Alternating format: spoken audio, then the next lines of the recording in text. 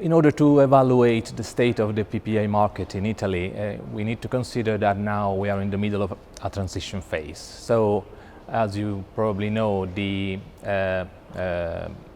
ground-mounted solar plants are not incentivized anymore in Italy, if you exclude those built on industrial areas, while we still have subsidies for wind farms. Actually, there is an auction that is going on these days, and two more coming in the next months.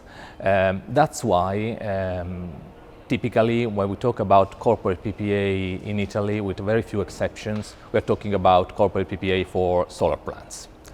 Another important issue you need to consider is that for regulatory reason, PPA in Italy are three parties agreement.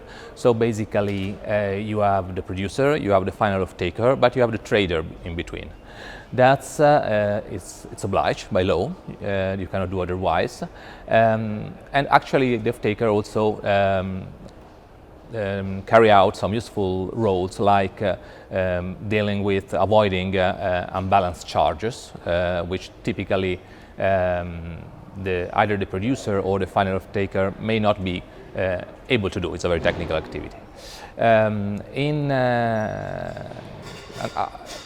In order to avoid this phenomenon, to have three parties, some bigger corporate groups have decided to have their captive trader. So that's actually the parties are three, but the interest at stake are two. Another important difference you need to do if we talk about PPA for sale of energy behind the meter. In this way, you basically have you can have a direct PPA between the producer and the corporate. As you save the transportation charges, basically the price that you are able to get for your energy is typically much more interesting. The disadvantage is that we are talking about typically small projects because you need to have a direct wire, so typically is the solar plant on the top of a factory. So you need to put together various projects in order to have a meaningful size for a financing, for example.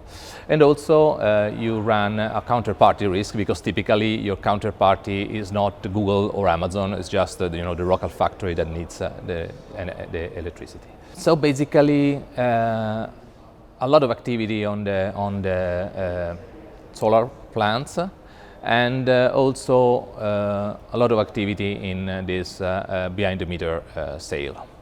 For the wind, just a few examples. We are working now in the financing of a small wind farm in the north of Italy, backed by a 7 years PPA entry into it. DXT as trader and Duferco's final off-taker, and that's, I think, was the first and probably the only PPA entry into in Italy in respect of wind farms. The good news is that the bank is accepting to finance also a commercial tail, because the PPA is just 7 years, while the facility agreement will have a tenor of 12 years, which is good news.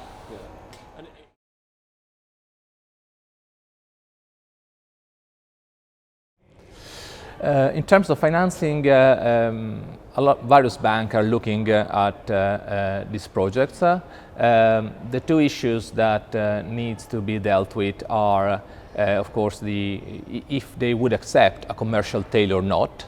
But it is becoming less and less relevant, because actually the tenor of PPA in Italy is getting longer. When in January DXT and enter into the PPA mentioned before, it was 7 years. Now we have PPA which are longer than 10 years. So it's, at the end of the day, the commercial tail, if any, will be reduced. And the second issue is if the bank will accept to have only a part of the production of the plant to be secured via PPA, leaving a portion, let's say, merchant, in order to try to get the benefit of a price increase for the sponsor if things goes in the right direction.